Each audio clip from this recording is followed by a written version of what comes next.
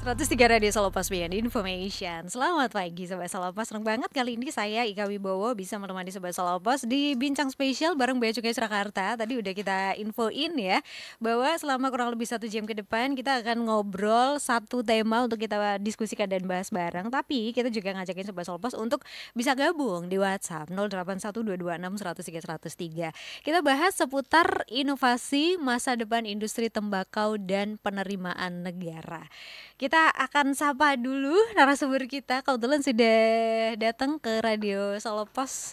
Datangnya tadi gasik banget. Jam berapa ya? 9:30 kayaknya. Udah nyampe ke Salopas ya. Kita sapa dulu. Ada Mas Dion Chandrawardana. Mas Dion, halo, selamat pagi. Apa kabar? Kali. Sehat ya? Bentar. Ini suaranya Mas Dion. Nah, masih kecil ya suaranya. Masih kecil. Udah sekarang. Dan ada Mbak Lali Tiareni. Halo Mbak Rini. Halo Mbak Ika. Apa kabar juga? Alhamdulillah baik. Sehat ya? Sehat. Oke, teman-teman, kita akan membahas seputar inovasi masa depan tembakau dan penerimaan negara ya. Kita semua juga termasuk Sobat Salopas mungkin juga udah menyadari bahwa industri tembakau ini kan punya peran yang penting gitu ya terhadap perekonomian Indonesia. Kita lihat kontribusinya pun juga signifikan melalui penerimaan negara. Tidak hanya di sektor pertumbuhan ekonomi di daerah penghasil tembakau, tapi juga ini ternyata mampu ikut membantu membuka lapangan pekerjaan gitu, dan pastinya juga menyokong pendapatan daerah di tempat-tempat penghasil tembakau ini. Nah, berkaitan dengan kontribusi kemudian inovasi masa depan industri tembakau dan penerimaan negara, kita bahas Sobat Salopas. Kita awali juga dengan ini nih, merimain ya peran industri tembakau kalau dalam penerimaan negara. Seberapa besar sih perannya, Mas Dion, Mbak Reni? Ya, jadi kalau memang industri tembakau yang Mbaknya itu memang salah satu penyumbang terbesar Mbak dalam penerimaan negara. Jadi kita tidak terlepas penerimaan cukai kita yang ada di Bea Cukai ini tidak terlepas dari industri, dari petani-petani tembakau semua, dan juga tentunya tidak hanya petani, namun ada distributor dan juga pabrik-pabrik rokok yang sangat mensupport keuangan negara dalam signifikannya terhadap anggaran APBN. Nah, jadi di APBN kita itu cukai ini masuk 10% sumbangsih ya. Jadi memang ada sekitar 220 triliun yang masuk karena anggaran kita APBN sekitar 2.000-an sampai 3.000, hampir 3.000 triliun ya. Jadi dari 10% itu semua masuk dari produk tembakau Mbak. Seperti itu. Jadi memang tembakau ini sangat penting sekali berperan di industri karena memang banyak sekali masyarakat yang tertolong. Jadi banyak tenaga kerja yang terserap. Betul. Kemudian juga banyak juga nantinya kan kita kembalikan lagi nih Mbak dana istilahnya bagi hasil cukai hasil tembakau seperti yang hari ini kita juga disponsori DPHCHT tentunya. Jadi kita kembalikan ke masyarakat dalam bentuk investasi kesehatan seperti pembayaran BPJS. Jadi kan orang misalkan merokok itu asuransinya secara tidak langsung ya, secara tidak langsung ya menggunakan dana DPHCHT ini dan juga bantuan-bantuan yang lain seperti itu. Oke, sangat nyata gitu ya ibaratnya kontribusinya, dan ternyata juga peran dari cukai hasil tembakau ini sumbangannya juga besar seperti tadi yang sudah disampaikan gitu. Terus kalau selama ini Mas Dion dan juga Mbak Reni, kalau melihat tantangan ya dalam upaya optimalisasi penerimaan negara dari cukai tembakau itu seputar apa? Ada nggak sih? Kalau mungkin sempat sharing-sharing juga atau mendapati sendiri gitu. Jadi kalau tantangan terbesar kami khususnya di Bea Cukai ya Mbak ya dalam mengoptimalisasi penerimaan negara khususnya dalam bidang cukai, yaitu peredaran rokok ilegal sendiri, Mbak. Ya, sebenarnya bukan hanya rokok ilegal ya, banyak ya peredaran BKC ilegal, barang kena cukai ilegal. Tapi memang dalam hal ini yang paling, karena tadi sumbangsihnya banyak ya kata Mas Dion ya, memang hasil tembakau memang sumbangsihnya besar, jadi memang terasa sekali nih kalau ada peredaran rokok, khususnya peredaran rokok ilegal di Indonesia yang kayaknya kita sudah sering sekali basmi, tapi ternyata masih ada. Terus gitu ya, yang memang sulit sekali ya Mbak Ika ya, memang untuk dibasmi secara total ya. Kami di Bea Cukai Surakarta juga khususnya, apalagi di Solo Raya ini memang luas sekali wilayahnya, luas sekali wilayah pengawasan kami dalam hal peredaran rokok ilegal gitu ya. Seperti kita tahu ya Mbak Ika, kita juga sering sebutkan di setiap pertemuan sebelumnya juga, memang wilayahnya luas sekali ya, ada 6 kabupaten, 1 kota, dan luas gitu, intinya luas sekali, sedangkan SDM kami juga terbatas. Nah itu memang kami setiap tahun itu akan selalu melakukan tindakan-tindakan untuk mengatasinya ya, tapi memang mungkin bisa dibilang tidak sebanding dengan peredaran rokok ilegal yang terjadi di masyarakat ya, karena memang ini sulit ya untuk bisa mengubah pandangan masyarakat juga ya, dari sisi pembeli juga. Kalau dari sisi penjual, dalam artian mungkin ada yang distributor yang nakal atau mungkin ada oknum yang mengedarkan rokok ilegal, itu memang kami sudah banyak melakukan tindakan penangkapan khususnya ya Mbak ya. Tapi untuk pembelinya sendiri juga masih dibilang masih banyak peminatnya di wilayah Solo Raya, padahal kita pernah mendengar yang istilah hukum permintaan dan penawaran ya Mbak ya. Jadi kalau memang pembelinya tidak ada ya seharusnya pasarnya juga tidak ada gitu ya. Nah maka dari itu kami di Bea Cukai Surakarta juga sering dan selalu gitu ya memberitahukan ke masyarakat, menyebarluaskan ke masyarakat apa itu ciri-ciri rokok ilegal gitu ya. Kemudian bagaimana kami juga sering menyampaikan, tolonglah jangan beli lagi yang rokok ilegal lagi gitu. Sebenarnya banyak yang sudah kami lakukan Mbak di Bea Cukai sendiri gitu ya. Intinya ayo masyarakat bantu kami untuk bisa mengoptimalisasi penerimaan negara khususnya di bidang cukai Mbak gitu. Intinya seperti itu Mbak. Oke, artinya kan di sini silakan Mas Dion. Jadi memang tadi benar ya, Mbak Riani menjelaskan terkait rokok ilegal, dan mungkin fenomena yang lain terhadap tantangan ini juga termasuk down trading Mbak. Down trading itu jadi pengalihan rokok. Masyarakat kan kalau naik tarifnya tentunya pasti dia mencari harga rokok yang lebih murah, yang lain. Sekali. Lah itulah fenomena down trading ini banyak terjadi di masyarakat di segmen menengah ke bawah tentunya.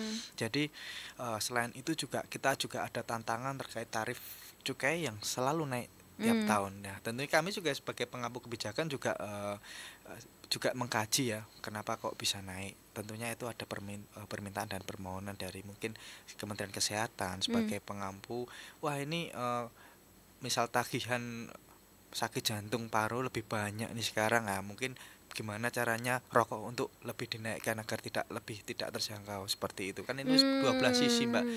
Kita sebagai penengah ya, betul. Secara kebijakan kan menyeimbangkan antara fiskal dan juga kesehatan, seperti itu. Secara fiskal juga sebenarnya kalau tarif naik otomatis nilai cukai itu belum tentu juga naik, karena potensi orang beralih ke rokok ilegal lebih banyak, seperti itu. Makanya kami juga sebenarnya mencari formula bagaimana biar di tengah-tengah masyarakat tetap bisa menikmati rokok secara legal, dan juga dari Kementerian Kesehatan pun juga terakomodasi, seperti itu. Oke, artinya sebenarnya nggak sesimpel itu ya. Merumuskan kebijakannya itu. Iya benar-benar. Yang ibaratnya tuh jangan sampai membuat salah satu pihak atau mungkin salah satu kalangan kena efek yang begitu besar gitu ya. Maka dari itu juga butuh kontribusi dan peran dari masyarakat. Ini hal yang paling ibaratnya harus diutamakan. Maka teman-teman dari Bea Cukai juga terus mengadakan sosialisasi, mengajak masyarakat untuk ikut sadar pentingnya memilih rokok yang legal gitu, bahaya rokok ilegal. Karena ternyata nggak dari sisi ininya aja ya, dari sisi aturan hukumnya aja, kayak dari sisi kesehatan pun juga bisa jadi korbannya kan. Untuk ingredient dan sebagainya. Nah, kalau berkaitan dengan ini nih, regulasi cukai terhadap produk tembakau alternatif. Nah, ini Mas Dion atau jadi regulasi produk tembakau alternatif ini sebenarnya sudah dikaji, dan Dan sekarang itu sesuai dengan PMK nomor 193 nomor 10 tahun 2001 menetapkan tarif cukai terkait rokok elektrik dan HPTL, Mbak. Apa itu HPTL? Kalau HPTL adalah hasil produk tembakau lainnya selain dari yang HT atau PKC ya. Kemudian ada rokok elektrik. Elektrik juga ini baru muncul di tahun-tahun ini ya. Jadi ada pods, ada heated produk seperti itu. Itu seperti diversifikasi produk dari pabrik-pabrik yang istilahnya melihat era sekarang. Jadi memang sekarang ini tidak hanya rokok yang tembakau murni. Jadi banyak yang sekarang membuat pabrik-pabrik istilahnya essence seperti itu. Yang tentunya essence ini juga ada unsur dari tembakau, Mbak, di sini. Kenapa kok ada unsur tembakau? Karena memang untuk efek ketagihannya ini memerlukan essence tembakau. Jadi memang kalau orang beralih dari rokok ke produk yang tadi cairan vape seperti itu, sebenarnya itu mengurangi dampak dari rokok ilegal, Mbak. Karena memang yang secara tadi essence dan lainnya itu tidak mudah untuk ditiru tentunya. Dan juga semua kita pastikan juga yang produksi rokok-rokok yang elektrik itu sudah berbadan hukum dan legal. Kalaupun ada salah satu yang ingin memproduksi sendiri itu juga susah, Mbak, karena essence itu impor. Tentunya diimportasi juga diawasi oleh bea cukai. Jadi kita mengawasi secara hulu sampai ke hilir seperti itu. Jadi masyarakat mungkin yang ingin berhenti merokok itu bisa mencoba dulu rokok-rokok elektrik alternatif seperti itu. Dan secara ekonomis itu kalau kita bandingkan itu vape itu bisa satu botol mungkin itu sebulan nggak habis, Mbak. Sebulan nge-vape nggak habis. Tapi kalau rokok kan sebungkus sehari habis, kan kurang seperti itu. Jadi kalau masyarakat yang merasa wah ini satu rokok ini 35.000 ini mahal banget. Tapi kalau beli vape mungkin 70.000 tapi bisa sebulan. Ya kalau secara ekonomis pasti lebih ekonomis yang tadi rokok elektrik seperti vape seperti itu. Ini alternatif atau solusi lah ya. Solusi untuk kita yang sebenarnya mungkin kalau dari sisi kesehatan pengen mengurangi gitu ya, atau kalau dari sisi budget ya sama aja mengurangi budget gitu. Tapi sebenarnya kalau untuk berkontribusi ke penerimaan negara gimana? Kalau dari inovasi industri tembakau ini justru bisa mengurangin atau tetap bisa meningkatkan? Jadi begini, Mbak. Kalau di kita per to per ya, memang lebih banyak kalau secara negara kita lebih banyak rokok yang biasa, rokok yang memang rokok filter, rokok kretek seperti itu. Benar sekali, itu menyumbangsikan ke negara luar biasa, lebih besar. Namun daripada masyarakat beralih ke rokok ilegal yang memang tidak sama sekali bayar pajak dan tidak tahu tidak kita ada manfaatnya, benar sekali. Kontribusi maupun manfaat kan secara kandungan rokok ilegal kan kita juga tidak mengetahui seperti itu. Jadi ya mending ya rokok real sekalian seperti itu. Real kan walaupun dia lebih murah dari dia hitungannya juga per mili itu, namun seenggaknya masyarakat kita bisa kontrol secara kandungan kan pasti memerlukan ada namanya sertifikat jelas dari laboratorium seperti itu, kita bisa QC-nya. Ya ada QC-nya seperti itu, nggak asal juga kita ada. Kalau yang sudah approval bea cukai pasti kita ada syarat-syarat seperti itu. Pada intinya sih Mbak Ika, kalau di industri rokok itu berkembang, intinya kami di Bea Cukai juga ikut mengikuti, Mbak. Jadi kebijakan kami juga mengikuti. Kalau dulu hanya rokok yang kita tahu hanya rokok itu saja ya, hanya kretek, hanya filter. Sekarang ada banyak lagi contoh-contoh yang lain. Nah itu nanti kebijakannya juga akan mengikuti. Jadi walaupun bentuknya sudah bentuk lain tembakau yang lain ya, tadi seperti Mas Dion sudah jelaskan, ada vape, ada yang bentuknya padat, ada yang bentuknya essence ya, sekarang ya sudah banyak yang beredar. Itu intinya semua itu bisa tetap legal, Mbak, gitu. Daripada ke yang ilegal, ada pilihan yang lain lebih awet ya Mas Dion ya.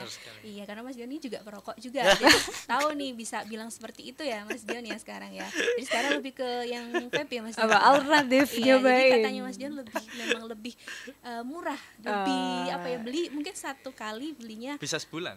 Iya, bisa sampai sebulan gitu. Sedangkan kalau rokok satu hari aja bisa sampai sampai bisa 2 bungkus sendiri. Intinya itu Mbak Ika. Jadi intinya dengan adanya inovasi di dunia industri rokok, industri tembakau gitu, kami di Bea Cukai juga mengikuti gitu, dan semuanya kami atur dalam bentuk kebijakan-kebijakan, misalnya tadi kebijakan tarif ya. Dan memang untuk tarif cukai sendiri juga saat ini memang masih relatif lebih murah daripada harga rokok yang filter yang mahal sekali itu ya. Itu memang kalau kita bisa hitung-hitungan memang lebih efisien, lebih murah lah gitu, intinya itu. Oke, udah legal, lebih murah ya, ya udahlah ya. Kayaknya Mas Dian tadi lebih kecurhat sih sebenarnya. Jadi tidak menyampaikan pengalaman di lapangan, tapi pengalaman pribadi. Juga. Oke, kita juga ngajakin Sobat Salopos untuk tanya-tanya ya. Boleh. Mas Dian Mbak Reni ya. Boleh. Jadi Silakan Sobat Salopos bisa ke WhatsApp aja di 081226 103 103. Tapi kita jeda dulu, nanti kita lanjutkan kembali bincang spesial bareng Bea Cukai Surakarta akan segera kembali.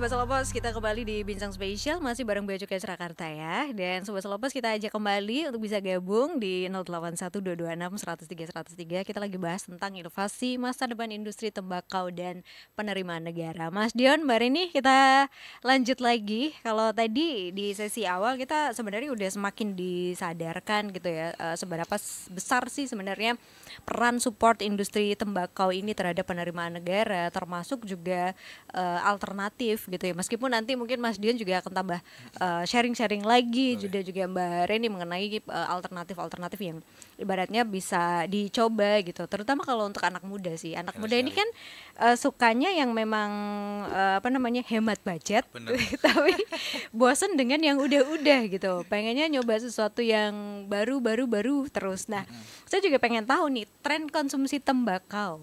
Kalau sekarang tuh yang seperti apa? Terus bagaimana juga tren konsumsi tembakau ini mempengaruhi kebijakan cukai nantinya? Ya, jadi begini Mbak, dimulai dari historis dulu ya Mbak ya. Jadi secara historis memang kita itu di Indonesia ini budayanya budaya perokok dari dulu, karena kita penghasil cengkeh, penghasil tembakau, dan itu sampai diakui dunia tentunya Belanda sampai ke sini cari rempah gitu kan. Karena termasuk rempah juga sebenarnya yang dicampurkan ke tembakau itu.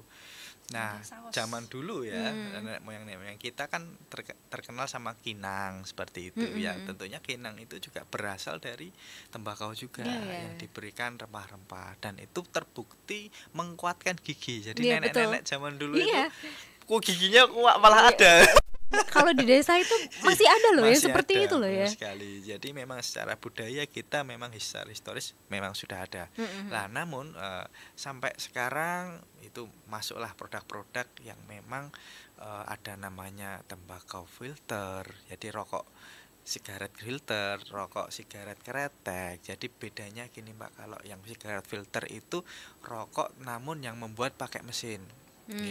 Jadi tentunya tidak ada penyerapan tenaga kerja di sini. Nah, kalau tidak ada penyerapan kerja, makanya secara tarif itu harganya mahal seperti itu. Kemudian ada yang tadi tembakau kretek seperti itu. Kretek itu bisa lebih murah daripada filter dikarenakan dia menyerap tenaga kerja. Karena ada sistem pelintingan di situ yang istilahnya banyak ibu-ibu yang ikut istilahnya bekerja di pabrik, suatu pabrik rokok seperti itu. Kemudian ada lagi yang tadi tembakau iris. Jadi tembakau iris ini yang mungkin mungkin zaman Covid kemarin ini baru viral banget. Jadi banyak nggak cuman anak-anak muda, kakek-kakek pun juga melinting sendiri. Betul. Melinting sendiri, kemudian dikonsumsi tentunya, dan itu dikarenakan dulu banyak social distancing. Jadi terkait ngelinting dewe kan gampang ya, beli di pasar, di rumah udah nggak ada kerjaan ngapain ya. Iya benar. Seperti itu. Kemudian dari itu beralih lagi Mbak, setelah Covid ini beralih lagi kembali ke rokok-rokok yang istilahnya inovatif ya, seperti itu. Jadi di masa sekarang ini Bea Cukai banyak sekali pengajuan terkait produk-produk dengan rokok-rokok yang tidak seperti biasanya. Dan memang itu sudah dimasukkan dalam regulasi. Jadi regulasi yang istilahnya di PMK itu bernama, ada namanya rokok elektrik dan HPTL seperti itu. Kalau rokok elektrik mungkin tadi sudah sempat dibahas, vape ya. Vape ini memang asalnya bukan dari Indonesia awalnya. Cuman sebagai produk substitusi biar tidak kecanduan merokok sebenarnya. Namun sekarang itu bisa ditambahkan essence di situ, makanya essence tembakau. Ya, kalau misalkan rokok elektrik tersebut tidak menggunakan esens tembakau, masih menggunakan ya cuman cairan-cairan biasa, itu tidak terkena cukai Mbak tentunya. Ya, jadi rokok elektrik, monggo kalau mau ada yang beli vape tapi istilahnya isinya tetesnya itu enggak tembakau. Itu enggak kena cukai, malah irit. Coba kalau mau ngetes pakai sirup juga boleh gitu. Jadi memang yang bikin mahal itu adalah esens yang dari tembakau yang kita kenakan cukai. Karena apa? Karena itu mengakibatkan kecanduan seperti itu Mbak. Nah, atas dasar itu maka tarif cukai kita berlakukan. Karena kita juga sebagai community protector seperti itu. Ya, secara vape tadi sudah dijelaskan, dan juga secara jumlah itu juga mililiter kita kenakannya. Kemudian ada lagi yang menggunakan HPTL. HPTL itu juga ada macam-macam Mbak, jadi nggak cuman yang pakai elektrik. Jadi yang dulu juga banyak ada namanya tembakau molasis juga. Tembakau molasis itu dibuat dari daun dan diolah untuk sisa, ya kan, ada yang tahu mungkin ya, sisa aja kotak gitu, itu nanti di atas dipanasi nanti bisa disedot gitu, kalau itu tembakau molasis namanya. Kemudian ada yang namanya tembakau hirup atau snuff tobacco. Nah, kalau itu juga biasanya konsumsinya dihirup. Nah ini mungkin di Indonesia belum terlalu viral, ini masih di luar negeri kebanyakan Pak. Ada lagi juga yang berbentuk permen, tembakau cewing tuh tembakau namanya, itu juga bisa dikunyah kayak kinang tadi, tapi lebih modern, ada manisnya, dikasih itu udah ada ya? Ada, cuman ya memang Indonesia nggak viral gitu. Itu memang dari secara regulasi sudah kita siapkan, maksudnya masuknya kategorinya seperti itu. Dan kemudian yang terakhir itu ada lagi yang baru viral sekarang, teknologi pemanas ya. Jadi rokok itu sebenarnya langsung dipanaskan 350 derajat, langsung asapnya pun nggak kelihatan seperti itu. Banyak kalau merek saya nggak bisa sebut ya Mbak. Jadi banyak yang baru viral di iklan-iklan seperti itu ya, memang ratusan ribu itu kan ya, harganya kan. Harganya lumayan lah Mbak, tapi seenggaknya itu untuk anak-anak zaman sekarang itu termasuk istilahnya tidak mengganggu asapnya. Karena kan kalau ya memang kalau di agenda publik ya, di tempat-tempat wisata maupun sudah dilarang merokok ya Mbak ya. Dan itu rokoknya juga biasanya rokok-rokok konvensional yang asapnya mengganggu ibu hamil, mengganggu anak kecil. Namun kalau beralih ke tadi yang tidak berasap tadi, produk itu ya mungkin salah satu yang mengurangi ini ya, dampak negatif seperti itu. Kemudian juga ada produk-produknya itu juga tidak menghasilkan abu dan api juga. Ada holdernya, ada chargernya, seperti itu sistemnya. Sama seperti rokok elektrik. Bedanya cuman satunya berbentuk cairan yang ditetes, satunya berbentuk padat, seperti itu Mbak. Contohnya. Oke. Ini berarti persis seperti yang Mbak Reni tadi sampaikan ya, kebijakan ini nanti akan ibaratnya berjalan beriringan dengan tren konsumsi yang ada gitu. Dan sekarang memang kayak banyak sih inovasi-inovasi, terutama untuk menjawab menjawab kepuasan anak-anak muda. Iya. Anak-anak gaul ya. Anak-anak gaul, iya. Gen Z ke bawah ya Mbak. Gen Z ke bawah. Kalau kita lihat juga kalau di luar itu banyak yang digantung-gantung biasanya bener, Mbak. Kelihatan lebih keren gitu ya. Iya. Kayak dipikirnya bukan ya. Bukan rokok Mas, apa namanya? Itu yang minyak angin. Jadi bentuknya hampir sama loh. Hampir sama. Ada salah satu minyak angin yang modelnya disedot juga kan Mbak? Bener. Itu saya juga hampir keliru itu. Loh, kok seger ya yang ini? Kalau saya udah mulai generasi jompo Mbak. Iya benar-benar. Saya tuh pertama kali lihat itu di teman saya, ibu-ibu lagi ya. Saya kaget. Wah, dikira dikasih kamu Mbak. Iya. Saya kaget, Mbak. Ini ibu kok Kak gaul keren amat. Ternyata isinya. Ternyata nyedotnya nggak dari mulut, dari hidung nyedotnya. Aduh. Terus habis sedot di ini. Dikerok lagi. Dikerok buat di sini tuh. Ya punggungnya gitu lah ya. Dikerik ya. Iya. Jadi emang keren ya Mbak kayaknya kalau vape ya. Anak-anak zaman now memang seperti itu. Bener. Intinya kami ya di Bea Cukai mengikuti tren masyarakat sekarang apa gitu ya. Vape tadi betul yang kelihatan lebih keren. Iya benar, menjawab tantangan lah ya. Sekarang tuh ya itulah anak-anak muda sebenarnya sekarang udah mulai banyak juga karena kan mereka melek literasi ya. Secara otomatis kesadaran akan kesehatan tuh sebenarnya bertambah.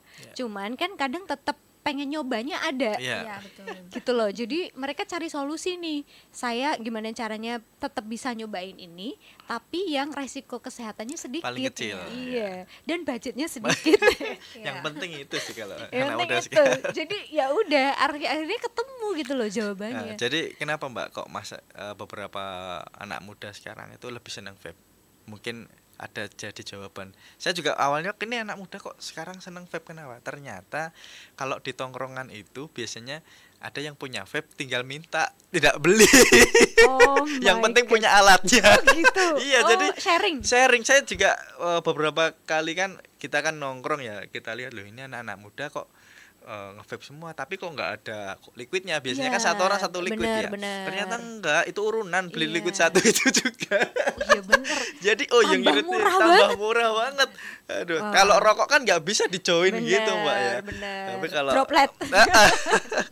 kalau rokok kan udah disedot kan, masa mau Iya, disedot yang lain kan bener. enggak. Apalagi udah dicecek kan nggak mungkin disedot Iya, lagi. iya, iya. gitu. Ada itu kayak ini anak-anak yang ibaratnya tuh lagi mau coba-coba gitu Iya, ya. Tapi kan benar sekali. kalau untuk rokok dan vape tetap ada batas usianya ya. Ya, jadi memang semua produk rokok, vape dan HPTL itu wajib 18 plus Mbak. Kalau dari pemerintah seperti itu Mbak, dan itu Terbaru 21 Mas. 21 Oh ya ya? terbaru ya. Baru 21. Oh, ada aturan baru lagi Mbak. Ini mungkin dari Kementerian Kesehatan ya. Betul. Jadi kita juga mengakomodir ya. Cuman ya kita nggak bisa melarang orang yang membeli, karena itu sebenarnya yang harus mengawasi adalah orang tua.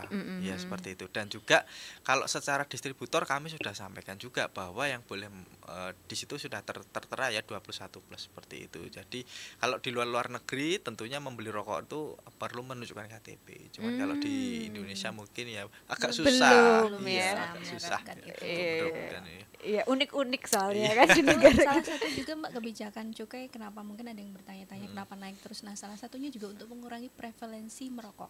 Oh. Prevalensi merokok. Jadi memang merokok di bawah umur maksud Iya, saya. iya, iya. Jadi iya. dengan adanya rokok yang naik, nah Ya. tarif cukai yang naik memang supaya anak-anak kecil itu tidak bisa Betul, beli. betul. Intinya seperti itu, Mbak. Tapi kalau apa namanya?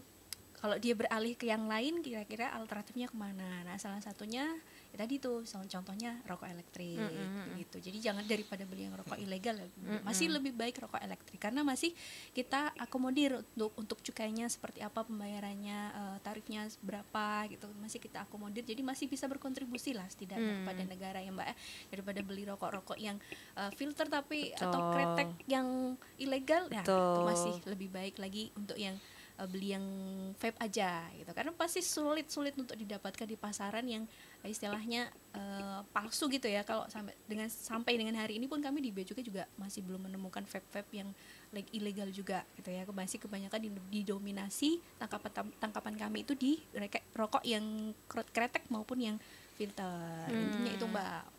Oke. Berarti memang lebih aman ya. Ya. Kalau yang elektrik ya.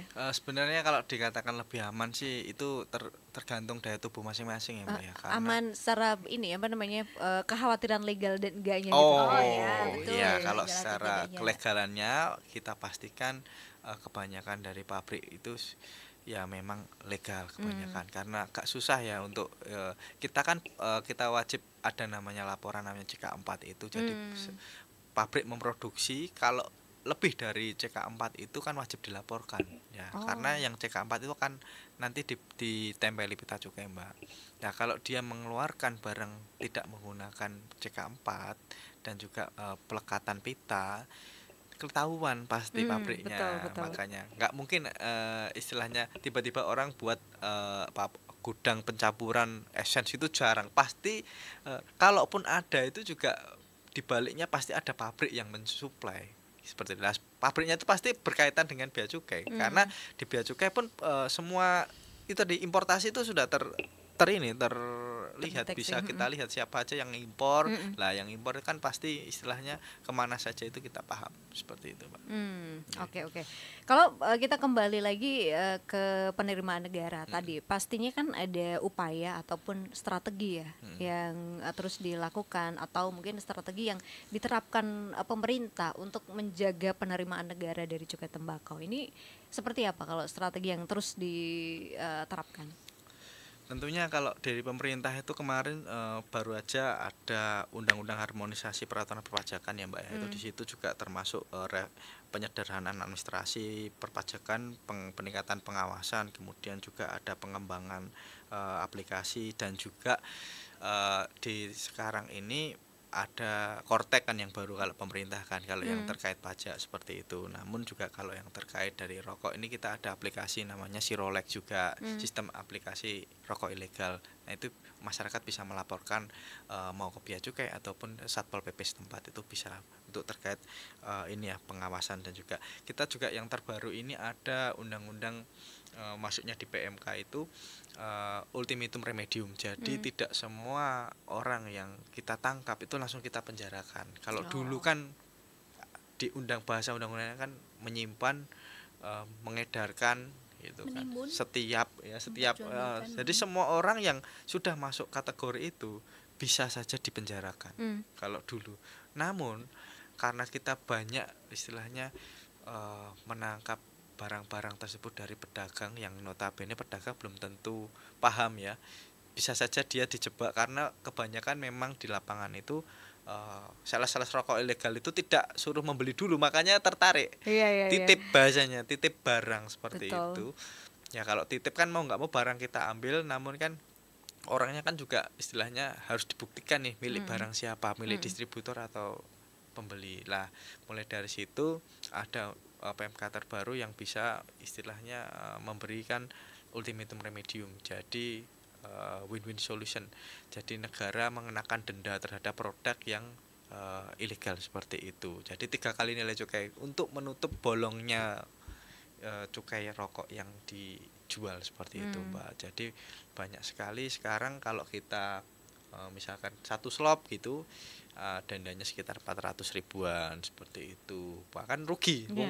Dia aja sebenarnya hanya dititipi, tapi ya karena istilahnya amanat undang-undang, daripada masuk ke penjara ya didenda seperti itu, Mbak. Itu untuk ini ya, untuk produk ya. Kemudian juga kita juga kenakan tarif pajak cukai juga itu sesuai golongan, Mbak.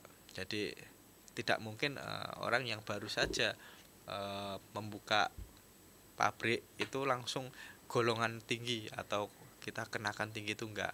Ya teman-teman UMKM itu ya dari kecil dulu, dari golongan 3 seperti itu, atau tanpa golongan juga bisa seperti itu. Tapi nanti bisa naik sesuai dengan produksi pembuatan rokoknya. Nanti di atas berapa ratus juta bisa naik gitu golongannya. Untuk segmentasinya, untuk mempermudah tuh seperti gini, Mbak. Ada rokok yang terkenal secara nasional. Nah, otomatis itu secara tarif cukai golongan 1. Ada yang cuma terkenal cuma 1 provinsi. Nah, itu golongan 2. Itu secara gampangannya ya. Ada yang cuma terkenal di kota ini sama desa-desa, ya itu golongan 3 seperti itu. Gampangannya seperti itu, Mbak. Jadi kalau memang ada peningkatan produksi yang dimana itu bisa kita kategorikan di golongan 2, ya berarti ya bisa naik golongan. Tarifnya pun naik seperti itu bahasanya. Berarti bisa menyesuaikan sebenarnya ya. Tapi ada peluang bagi industri tembakau ini untuk beralih ke sektor lain nggak sih? Kalau misalnya tekanan regulasinya makin besar gitu. Jadi terkait terkait produk tembakau ya bisa didiversifikasikan ke produk tembakau lain. Jadi kalau Mbak tahu yang tadi rokok-rokok elektrik itu juga sebenarnya hasil diversifikasi dari produk rokok. Jadi satu PT membuat rokok misalkan kretek, buat rokok filter, namun juga dia membuat juga yang elektrik karena kan segmentasi berbeda. Mungkin yang kretek itu untuk istilah menengah ke bawah, yang filter menengah ke atas, yang inovasi tadi buat anak muda yang tidak mau keduanya seperti itu. Kemudian juga ada pengembangan produk-produk non tembakau juga, mereka juga ada buat juga yang rokok cuman murni tidak ada tembakaunya, juga ada rokok-rokok sehat seperti itu juga ada. Kemudian ada juga lagi ekspansi ke pasar ekspor tentunya, Mbak. Mereka bisa tembakau Indonesia kan terkenal ya terkait kualitasnya. Boyolali, kemudian Temanggung, itu kebanyakan juga ada yang diekspor, Mbak, karena kita mengawasi dan juga memfasilitasi hal tersebut. Jadi kemudian juga ada juga yang pengembangan energi terbaru seperti itu. Oke, nanti kita masih punya 1 sesi lagi untuk membahas tentang tema kita, dan di sesi terakhir pun juga Sobat Pos masih bisa manfaatkan WhatsApp ya. Mas Dian, Mbak Reni, kita jeda lagi ya. Nanti kita lanjut lagi Sobat Pos, masih ada 1 sesi lagi kebersamaan kita di Bincang Spesial bareng Bea Cukai Surakarta.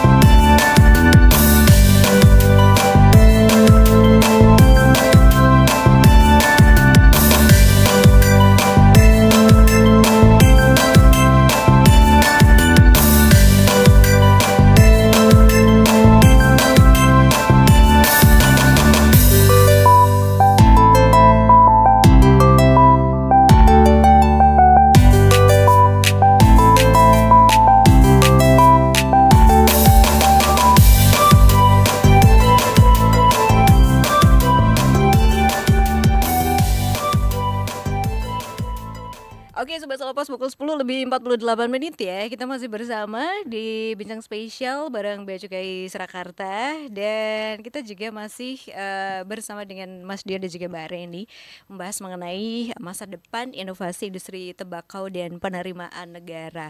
Mas Dion, Mbak Reni, ini di sesi akhir-akhir ya, sambil juga masih ada kesempatan sebenarnya kalau misalnya Sobat Selepas mau tanya-tanya gitu. Tapi saya juga penasaran, ini peluang bagi industri tembakau untuk tadi udah, tapi ke depan nih, masa depan industri tembakau gitu. Kalau kebijakan cukainya semakin ketat gimana? Apakah juga kayaknya masih ada masa depan di sana atau ya gimana? Jadi kalau memang kebijakan tembakau semakin ketat ya tentunya kita dari Bea Cukai itu sudah membuka opsi, nggak cuma dari cukai Mbak terkait pengenaan cukai itu. Jadi cukainya ini contoh tadi kan tembakau, kan ada lagi dari EA atau etil alkohol, ada lagi dari MMA atau minuman keras. Kita juga membuka opsi terkait gula, ya minuman bermanis maksudnya, ya minuman bermanis, dan juga ada cukai plastik juga ada. Jadi baru digodok di DPR sebenarnya. Jadi secara target sebenarnya kita sudah dibebani, namun secara regulasi kita belum diberikan juknis yang istilahnya harus gini nih, harus dipungut segini, gini-gini itu belum secara ini belum, masih dalam penggodokan seperti itu. Dan tentunya kalaupun nanti semakin ketat, industri tembakau itu pasti adanya penurunan konsumsi dan produksi Mbak, tentunya karena tentunya kalau namanya ketat ya Mbak ya, diawasi. Dan kalau pengennya dari kementerian satunya ya, Kementerian Kesehatan kan masyarakat kalau bisa nggak ada yang ngerokok seperti itu biar sehat semua. Cuman kan nggak bisa nih karena sudah masuk budaya. Kemudian kita juga perlu penerimaan negara. Kemudian ya itu tadi, nantinya kalau misal ketat ya nanti adanya penurunan konsumsi dan produksi. Kemudian memang harus ada banyaknya ini ya apa namanya pergeseran produk alternatif. Ya jadi kalaupun tidak boleh rokok ya apa ini alternatifnya, itu memang harus difikirkan sampai dari sekarang. Kemudian juga pastinya kita pastikan banyak sekali rokok ilegal kalau harga-harga itu naik seperti itu Mbak. Lah tentunya rokok ilegal ini kami juga butuh bantuan dari masyarakat untuk menanggulangi. Jadi mungkin kasihan juga saudara-saudara kita atau rekan-rekan kita yang sudah menjual rokok-rokok legal nih. Misal kalau di desa ada salah satu tetangga yang jual ilegal, pasti kan yang laku kan yang ilegal Mbak. Ya kan, yang legal tadi kan kasihan gitu, pasti benar. Melaporkan seperti itulah. Kita sangat istilahnya menginformasikan kalau bisa ya jangan inilah jualan rokok ilegal. Kasihan tetangga-tetangga sendiri yang jualan legal-legal seperti itu. Ya, tambahkan sedikit ya Mbak ya. Jadi memang posisi Bea Cukai itu memang serba salah ya, karena bukan Kementerian Kesehatan juga, tetapi di sisi lain kami juga harus tetap memungut penerimaan negara, jadi memang agak salah, serba salah. Tapi intinya apabila memang masyarakat pasar ya, kita juga mengikuti pasar tentunya. Kalau pasar mengatakan bahwa untuk produk-produk selain rokok seperti tadi vape mau berkembang, itu tidak masalah sebetulnya. Yang penting balik lagi yang dibeli itu adalah rokok ataupun jenis yang lainnya. Tadi vape juga yang legal. Dan tentunya kalau dari pemerintah sendiri juga pasti mendukung Mbak industri-industri rokok-rokok selain yang rokok yang sudah kita ketahui tadi. Ya kalau di rokok kretek sendiri juga kita juga dari dulu sudah memberikan kontribusi banyak ya, karena memang menyerap tenaga kerja. Betul. Apalagi ini momennya kemarin Kartinian ya Mbak ya. Jadi memang kita juga tidak bisa memungkiri industri rokok ini sangat besar sekali peranannya ke dalam negara kita gitu ya. Apalagi perempuan ini banyak sekali yang bekerja di industri rokok. Betul. Ya Mbak ya, yang baik itu sebagai pelinting ataupun juga sebagai ibu rumah tangga yang kemudian nyambi di depan rumah membuat warung rokok juga bisa ya, ya. Jadi memang peranannya banyak sekali perempuan di sini juga. Ya itu dalam rangka Kartini tadi ya. Jadi benar-benar menghargai Kartini. Nah dari pemerintah sendiri juga tentunya sangat mendukung Mbak industri rokok ini untuk terus berkembang, industri hasil tembakau khususnya ya. Dan kami jangan lupa kalau walaupun secara tarif ya akan ada kenaikan, misalnya seperti yang sebelum-sebelumnya, itu kami untuk yang industri baru rokok misalnya ada yang ingin memiliki industri rokok walaupun tadi beda daripada yang lain ya, vape atau mungkin jenis-jenis yang lain, essence atau segala macam. Intinya kami di Bea Cukai siap untuk membantu ya intinya. Jadi di kami untuk perizinan juga sangat dimudahkan Mbak. Jadi memang di kami juga dan gratis ya Mas Dion. Jadi kami juga untuk perizinan NPP BKC, yaitu untuk perizinan bagi industri rokok itu juga kami juga sangat membantu, sangat mengasistensi ya. Apabila misalnya masyarakat mau ke kantor kami untuk membuat industri di bidang rokok, kami akan membantu mengasistensi bagaimana syarat-syaratnya sampai dia kemudian nanti bisa punya produk, bisa menjual, pada akhirnya tetap bisa menjual produknya. Intinya itu, dan jangan lupa gratis juga. Intinya itu Mbak Ika. Oke, karena sifatnya membantu gitu ya, membantu pengembangan di masyarakat. Oke, terakhir sebelum kita tutup bincang spesial kita, pesan yang ingin disampaikan untuk petani ataupun juga masyarakat berkaitan dengan tema yang kita bahas ataupun upaya untuk gempur rokok ilegal. Nah, kalau dari saya harapan kami tentunya yang pertama adalah peningkatan kesadaran publik Mbak. Jadi memang masyarakat ini sebenarnya udah pada tahu, cuman yang itu terkait kesadaran membeli rokok ilegalnya itu mungkin kalau di kota ya, di kota Surakarta dan lainnya itu legal semua lah kebanyakan. Namun dari yang legal ini kami beberapa kali menemukan ada gudang-gudang rokok ilegal, hanya gudangnya karena penjualannya nggak di Solo tapi di sekitar produksinya ya, apalagi produksi tidak mungkin di Solo, tidak ada di sini aksesnya seperti itu. Tapi untuk penjualannya ya kebanyakan ya di daerah-daerah yang dimana tidak banyak pengawasan seperti itu Mbak.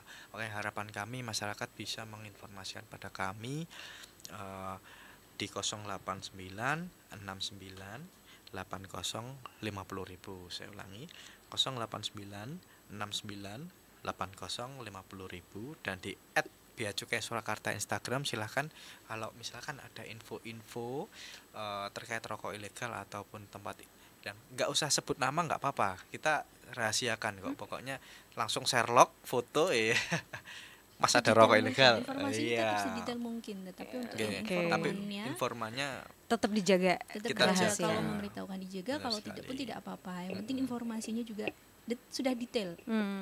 Jadi jangan cuma saya tahu di sini tapi tidak punya benar sekali. Detailnya lebih lanjut, pusing juga kami. Di daerah ini itu doang lah, daerahnya luas gitu. Luas, makanya bisa difoto, share log, kemudian kronologi seperti apa. Biasa kan ada yang Pak ini tukang cukur merangkap menjual lah, kan bisa aja, kita kan nggak menutup kemungkinan seperti, karena ada yang melaporkan seperti itu. Tukang cukur merangkap menjual, waduh ini tukang cukur kan banyak, ini banyak tukang gitu. Cukur yang mana? Iya. Seperti itu Mbak. Oke, kalau dari Mbak Rini ada yang mau disampaikan pesan untuk masyarakat dan Sobat Solo Pos? Ya intinya kalau Anda mau merokok masih boleh. Silakan, yang penting yang dibeli harus yang legal ya. Sekali legal, mau itu mau kretek, filter, vape atau yang jenis-jenis yang lain silahkan aja. Boleh, semuanya tetap boleh.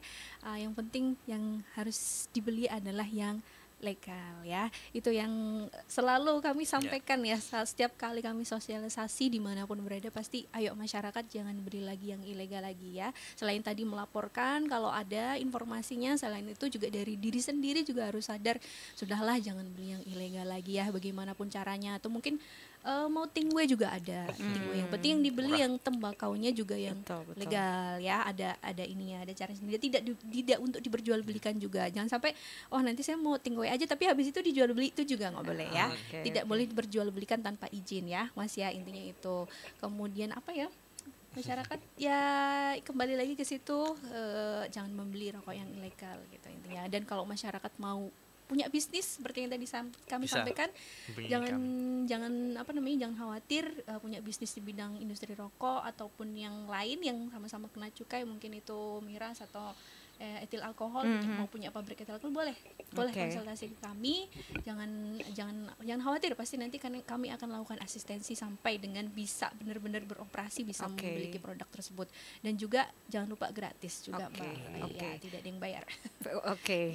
Dan jangan mudah percaya dengan pihak-pihak yang mungkin mengatasnamakan. Benar sekali itu Pak.